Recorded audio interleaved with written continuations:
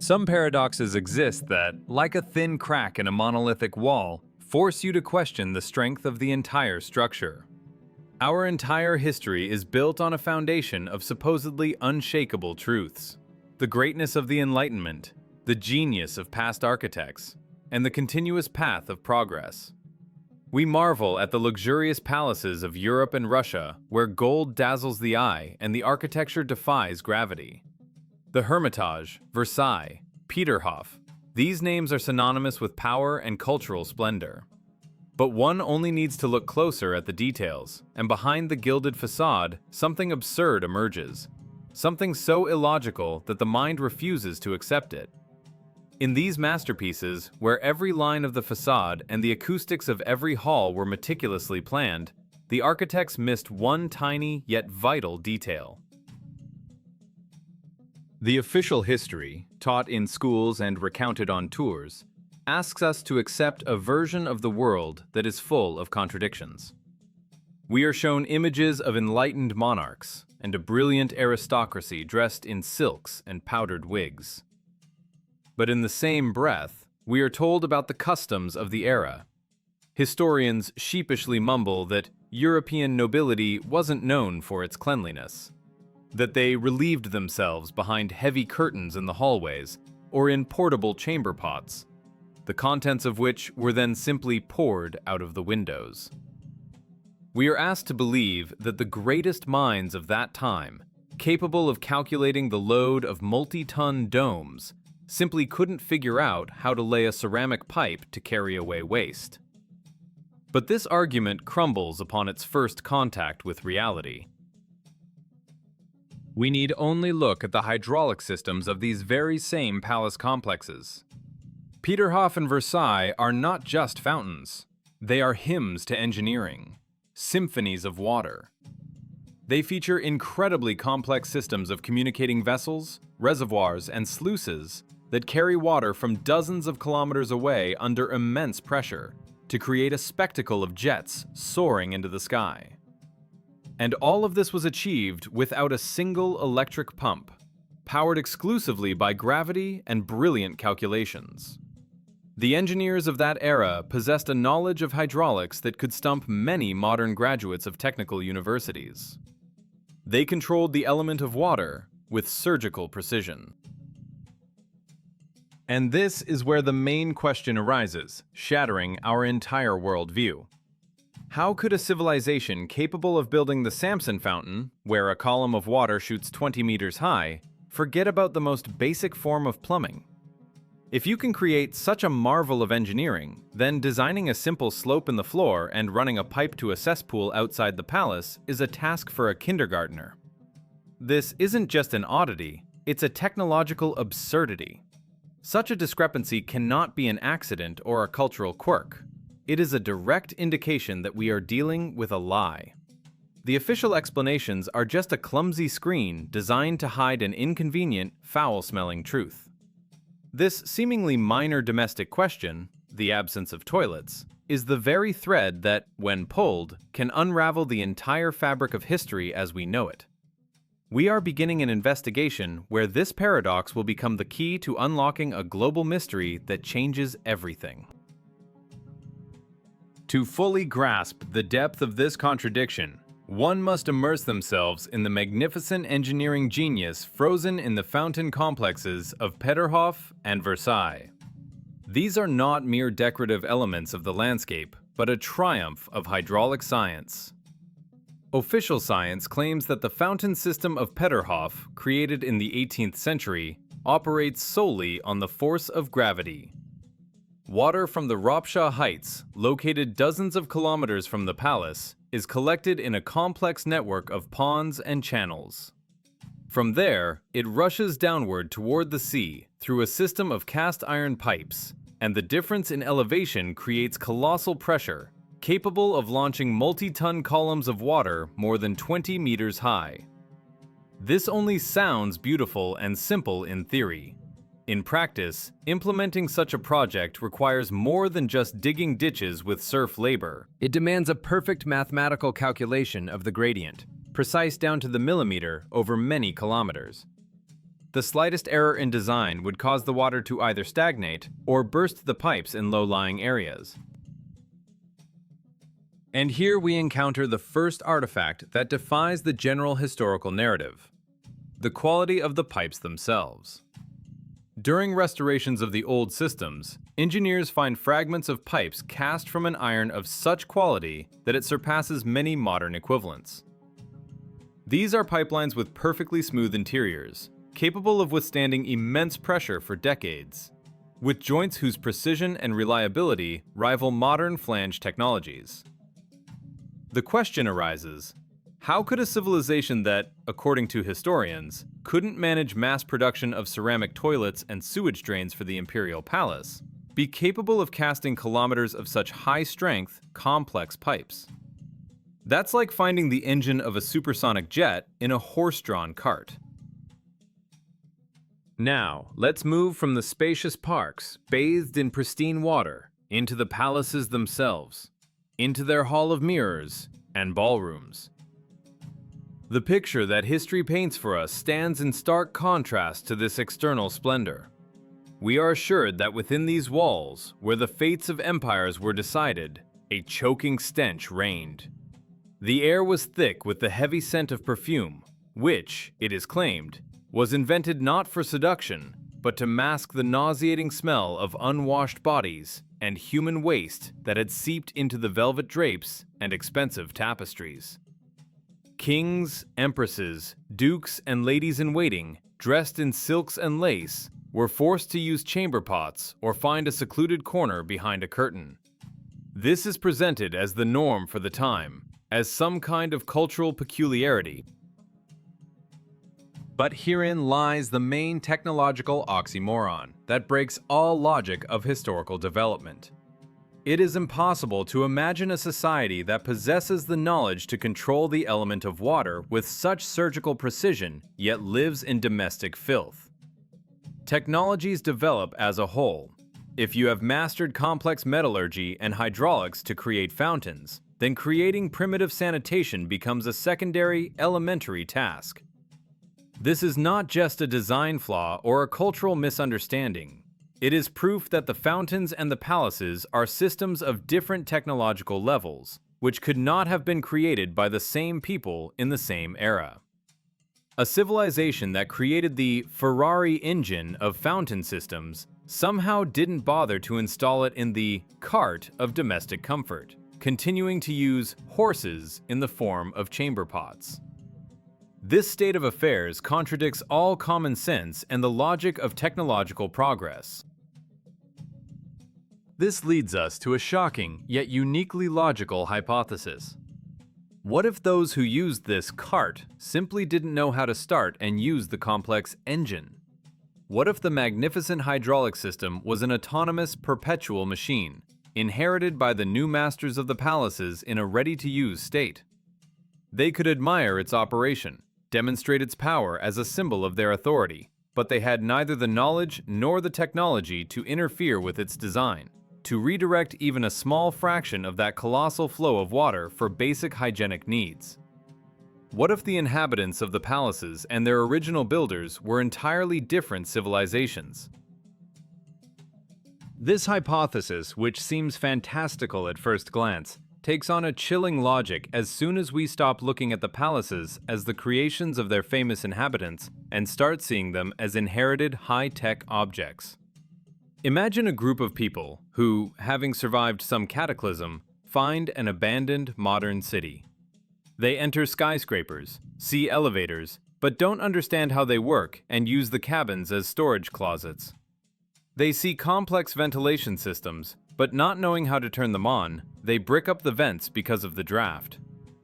They find bathrooms, but the water and sewage systems are offline or damaged, and they don't know how to fix them. As a result, they begin to relieve themselves in the hallways, because that is the only thing that aligns with their current level of understanding. This is precisely the scenario of primitive use and appropriation that we observe in the history of the 15th to 18th centuries. It is a classic cargo cult, but on a planetary scale, where instead of straw airplanes, we have the settlement of stone masterpieces left behind by a previous, far more advanced civilization. The evidence for this theory is woven into the very architectural DNA of these buildings. Let's start with the most basic need in northern latitudes: heating. The enormous halls of the Winter Palace or Versailles, with their towering ceilings of 5 to 6 meters and gigantic windows that are colossal sources of heat loss, are equipped with only small, almost decorative fireplaces. Anyone familiar with basic physics understands that it is impossible to heat such a hangar with a small fireplace in the harsh winter, when it's 30 degrees below zero outside. Even if you burned entire groves of trees in them, all the heat would immediately rise to the ceiling, leaving the space below freezing. Official history tells us that monarchs and courtiers wore fur coats right inside the palace. But why build a residence in a northern climate with the thermal insulation of a summer pavilion? It's not just illogical, it's suicidal. Unless, of course, these buildings were originally designed for completely different climate control technologies. Theories exist that complex systems of air ducts were laid within the thick walls of these palaces, heating the rooms from the inside using some form of free energy. The fireplaces we see today are crude and clumsy insertions made by later settlers who didn't understand how to turn on the main system, so they simply punched chimney holes where none had existed, destroying the original engineering just to avoid freezing. But the most obvious and disturbing evidence concerns the scale. The architecture of these palaces is clearly not designed for a person of average height. There are gigantic, massive doors reaching 4 to 5 meters in height, with door handles located at face level or even higher. To open such a door, an average person needs to exert considerable effort and reach up. The steps on the grand staircases are often disproportionately high and wide, making them awkward to climb. One doesn't walk, but practically scrambles up them. Mirrors in the halls hang so high that it's impossible to see oneself without standing on a ladder. All of this, from the general proportions of the halls, in which a person feels like an insect, to the small details of the fittings, indicates that these spaces were created for beings of a much greater stature. All these details, the inability to manage simple utilities despite the presence of highly complex external engineering, the crude attempts to solve the heating problem, and, most importantly, the inhuman scale of the buildings, form a single, consistent picture. The palaces were not built for the kings and emperors whose names we know from textbooks. We are Lilliputians who have settled in the abandoned homes of Gullivers. We admire the stucco work, but cannot replicate the composition of the mortar that has held for centuries. We look at the perfectly fitted granite blocks and cannot explain what tools were used to process them with such precision. We simply arrived at ready-made stone mansions, cleaned them of dirt, and began to live in them, adapting them to our primitive needs as best we could. But if this is true, then two more, even more frightening questions inevitably arise. Where did the former, true owners of these palaces go? And why were their majestic homes abandoned and empty, ready to receive new tenants? The answer to this mystery may lie not in the heavens or ancient texts, but right beneath our feet. The evidence of this civilizational replacement is not confined to the interiors of palaces. It is literally on the surface, or rather, just beneath it, visible to any unbiased observer. One only needs to walk down a street in the historic center of any old city in the world, be it St. Petersburg, Paris, Rome, or Moscow, and look carefully at the bases of the old buildings. We are confronted with a disturbing and widespread anomaly. The windows of the first floors are halfway or even completely sunken into the ground. We see the upper part of a window arch peeking out from under the asphalt, while the windowsill is deep beneath the feet of passers-by. Often, one can also find doors that now lead into a solid wall of earth. This is a question frozen in stone, to which official history gives a completely unconvincing answer. They explain this phenomenon with the so-called cultural layer. The theory states that, over centuries, people brought so much dirt on their shoes and street cleaners did such a poor job that the ground level naturally rose by 3 and sometimes even 5 meters. Consider the absurdity of this. 5 meters is the height of a 1.5-story building. If we believe the official version, our ancestors voluntarily lived in a planetary-scale pigsty, where for centuries they did not remove trash and waste but simply compacted it, building new roads on top of the old ones. But this theory crumbles at the slightest contact with logic and facts. Who in their right mind would design a building with full-sized, beautifully decorated windows and grand entrances on the first floor, knowing that in 100 years they would be underground? Who would create expensive brickwork, arches, and decorative elements there which no one would ever see? When archaeologists or construction workers excavate the foundations of these buildings, they discover that these so-called basements are in fact complete first floors.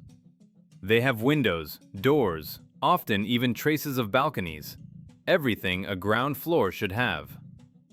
The answer is obvious, and it is both simple and terrifying. These floors were not built underground. They ended up there as a result of a catastrophe. Researchers call this phenomenon the mud flood, a global cataclysm that, in the not-so-distant past, buried cities across the entire planet under a multi-meter layer of clay, sand, and soil. Some event occurred, perhaps a comet impact or a series of massive eruptions which threw billions of tons of rock into the atmosphere and then dropped it onto the surface, burying entire cities. It is this hypothesis that provides a comprehensive and the only logical answer to the mystery of the missing toilets with which our investigation began. Imagine a high-tech building where all the vital utilities, water supply, sanitation, heating, ventilation, and power systems are located, as they should be, on the lower, technical floors. And then, in one moment, these floors are buried under a thick layer of compacted clay. The survivors, or newly arrived settlers, occupy the intact upper floors. They have neither the equipment nor the resources to excavate the city to a depth of several meters. They simply level the new ground surface to what used to be the second or third floor, turn windows into doors, and start a new life. But all the technology was left down below, inaccessible. The pipes are broken or hopelessly clogged with soil. What are they left to do? Exactly. Use chamber pots and pour the waste out of the windows directly onto the cultural layer, which in reality is not evidence of uncleanliness, but a giant tombstone over a lost civilization. Thus, a planetary catastrophe perfectly explains the technological gap and the strange domestic habits. It explains why geniuses who built fountains didn't use sanitation, because the ones who used it were not the ones who built it. But in solving one mystery, this discovery gives rise to the next, even more terrifying one. If cities around the world were buried under a layer of soil, what happened to their billions of inhabitants? To those very Gullivers who built them? Where did they disappear? And the main question, if they disappeared, then where did we come from? The answer to this question can be found in a language that cannot be forged. The language of mathematics, statistics, and documentary evidence. If we look at any graph of world population growth, we see a strange and inexplicable anomaly. For thousands of years, the curve of human population is a nearly flat, barely fluctuating line. Then, suddenly, around the mid-19th century, there is a vertical, almost unnatural spike. Official science explains this demographic explosion by advances in medicine and the Industrial Revolution. But this version doesn't stand up to scrutiny when compared with other facts from that era. We need only look at the earliest photographs. Daguerreotypes from the 1840s and 1850s. Paris, St. Petersburg, Moscow, Rome, London. What do these images have in common? A total, deafening emptiness. Majestic, fully constructed cities with paved streets, embankments, and complex architecture stand completely empty. We are told this is due to the technical limitations of early cameras, the so-called long exposure time, which supposedly prevented moving objects from being captured on the plate. But this is a ludicrous lie, designed for those completely ignorant of physics. If the exposure was so long that people disappeared from the frame, then why are the shadows of buildings and trees sharp and clear? Why is the water in rivers frozen in time and not a misty blur? Why are flags on buildings hanging still and not smeared by the wind? And most importantly, where are the parked carriages, the horses, the market stalls that stay in one place for hours? They are not there. The cities stand like giant, flawless movie sets, awaiting their actors. And here we come to the most shocking fact, which historians try to obscure with the term urbanization. In the 19th century, millions of orphans suddenly appear all over the world, as if from nowhere. This is no exaggeration. In Russia, enormous foundling homes are built, designed for tens of thousands of children. In London and Paris, orphanages are overflowing. In the United States, a whole program known as the orphan trains is launched, which for decades transports hundreds of thousands of children from the East Coast to the Wild West, where they are given to farmers as free labor. Where did these legions of parentless children come from? Where were their fathers and mothers? Did they all simultaneously fall victim to some selective epidemic that spared their offspring? Logic and common sense refuse to accept such an explanation. There is a terrifying but chillingly consistent theory that ties all these facts together. The buried cities, the empty streets in early photographs, the demographic explosion, and the millions of orphans. We are a civilization of orphans. We are the descendants of those who were artificially settled into empty cities after a catastrophe and a cleanup.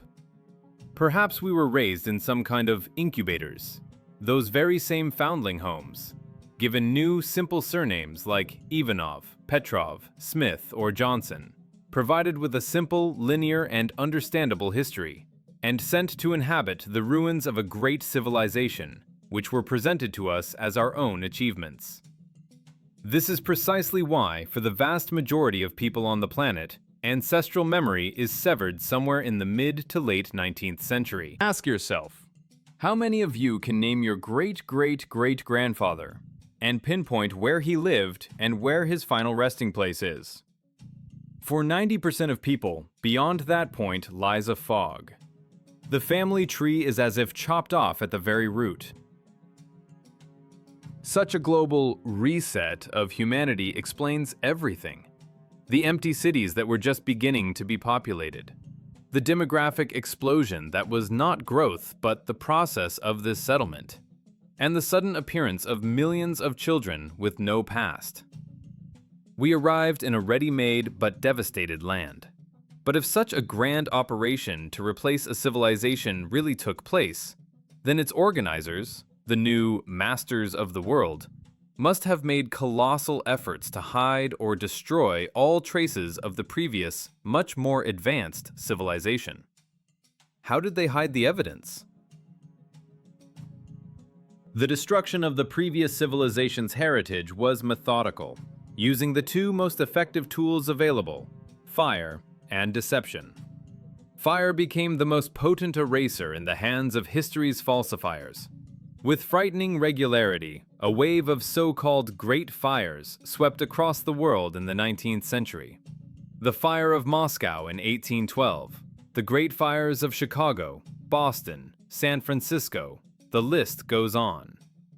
Official history blames it all on accidents. Wooden buildings, a fallen candle, a cow kicking over a kerosene lamp. But these explanations seem childish when we look at photos of the aftermath. Cities built of stone, brick, and granite burned to the ground as if doused with napalm from the sky. Stone doesn't burn, but in pictures from that time, we see granite blocks and marble columns that have crumbled to sand. This suggests exposure to temperatures unattainable in a normal fire. This was a deliberate cleanup. It wasn't just houses being destroyed, it was evidence. And most importantly, with particular thoroughness and inevitability, these fires consumed archives, libraries, city halls, and patent offices. The flames devoured census records, old maps, blueprints, and technical documentation. All the memory that could have told the truth about the real timeline and technological level of the past. This process has continued for centuries, from the Library of Alexandria to the Indian Library in Moscow. Every time too many inconvenient artifacts accumulated in one place, a spontaneous fire would occur. We were left with only carefully filtered and rewritten textbooks, which told us how illiterate peasants with primitive chisels and hammers created masterpieces that we cannot accurately replicate today, even with lasers and computer modeling. The second, even more cynical method of concealing the truth was the grand spectacle of the world's fairs of the 19th and early 20th centuries. Paris, Chicago, St. Louis, Brussels. The official version claims that for these events, gigantic exhibition pavilions in the classical or neoclassical style were erected in just 1 or 2 years from temporary materials. We are told that entire cities with domes, colonnades, artificial canals, complex sculptural compositions, and full electric illumination were built from staff, a mixture of plaster, straw, and horsehair. And after the exhibition, which lasted a few months, all this splendor was ruthlessly demolished and dismantled. Only someone who has never seen photos of these temporary structures could believe this. These were monumental buildings, surpassing the Capitol or St. Peter's Basilica in architectural quality, complexity, and scale. The idea that such objects could be created from plaster in a year and then simply destroyed is a mockery of common sense and the laws of physics. The terrible truth is that these cities weren't built for the fairs. They were excavated. They were miraculously preserved districts, not completely buried by the cultural layer of that very ancient civilization of gods. They were restored, cleaned up, connected to electricity, which was perhaps part of their original infrastructure, and shown to an astonished public. But this was presented not as a legacy of the past, but as an incredible achievement of the modern industrial era, an architectural fantasy. People were shown working moving sidewalks, wireless energy transmission, and complex acoustic systems, but it was all served up as a temporary attraction. And then, after closing, these complexes were ruthlessly blown up and leveled. Why? Because they were too perfect. They revealed a level of technology that could not be explained by the steam engine and manual labor. They were a living reproach to the new, primitive reality. The elites who seized power after the cataclysm needed to erase the very memory of a golden age, turning it into a fairground spectacle and then physically destroying it. They were afraid that people, upon seeing this, would start asking inconvenient questions. If we can build this from plaster in a year, why do we live in dirty, cramped brick boxes? So the palaces were dynamited, their rubble dumped into bodies of water to create new embankments, and history was definitively rewritten. This was the final stage of the cleanup, the destruction of the most obvious, most beautiful, and most perfect material evidence of the god civilization. They erased our memory, destroyed the physical evidence, and wrote a new history, convenient for controlling us. They convinced us that we are slowly and painfully moving along the path of progress, from a wooden splinter to an LED. And now, knowing all this, knowing about the buried cities, the empty streets, the millions of orphans, the great fires, and the disposable cities, how should we look at the world around us? Our investigation, which began with the simple and almost comical question about the lack of toilets in luxurious palaces, has led us down a frightening chain of discoveries, each link shattering our familiar worldview. That single inconsistency, one technological absurdity, turned out to be the very thread that, when pulled, unraveled the entire tapestry of official history. We started with the contrast between the brilliant hydroengineering of the fountains and the domestic squalor of their inhabitants, and we concluded that the builders and the residents of the palaces could not have been the same people. Then, by analyzing the inhuman scale of the architecture itself, the giant doors, the awkward steps, the impossibility of heating, we realized that these buildings were not made for us. We are merely settlers, Lilliputians in the land of Gullivers, who have adapted foreign houses for our own needs. The search for an answer to where the true owners went led us to evidence of a global catastrophe, to the first floors of cities buried under meters of earth all over the world. This explained the lack of access to the original utilities and technologies. But the catastrophe created a new mystery. If the previous population perished, then where did we come from? The answer turned out to be even more shocking. The empty cities in the first photographs, the anomalous demographic explosion, and the millions of orphans in the 19th century all formed a single picture of a reset of humanity. We are the descendants of an artificially raised and settled generation, a civilization with severed roots and an erased memory. And finally, we saw how methodically and ruthlessly the last pieces of evidence were destroyed. The great fires that incinerated archives, and the grand spectacle of the world's fairs, where the excavated cities of the ancients were first displayed as a marvel of modernity and then wiped from the face of the earth. This entire chain leads to a single, all-encompassing conclusion. The history we know is a fabrication. We are living in a world built on the ruins of a far more advanced civilization, but we have been convinced that these ruins are the pinnacle of our own achievements. Our path is presented to us as continuous progress, but in reality, it is a carefully managed degradation. They gave us complex and fascinating gadgets to distract our attention, but in return, they took away the technologies of free energy, longevity, and harmony with nature that our predecessors likely possessed. They proudly gave us central plumbing, but deprived us of the eternal, perfect architecture capable of standing for millennia. They convinced us that we are the pinnacle of creation, slowly crawling out of caves, when in fact, we may be merely the feral descendants of gods who have forgotten their origins. We are a generation with amnesia. We wander among giant megalithic structures, granite embankments, and star forts, not understanding their true purpose. We admire them as works of art, when they might be components of a global energy or navigation system. We use a microscope to hammer nails and call it progress. We live in the graveyard of a great civilization, but we've been told it's a garden we grew ourselves. And the most terrifying part is that the process of replacement and memory erasure is not over. It is happening right now, before our very eyes. But the stones still cry out the truth. The millions of tons of granite and the perfectly fitted polygonal masonry around the world cannot be faked or attributed to the labor of slaves with copper chisels. They are the silent witnesses that we are not the first ones here.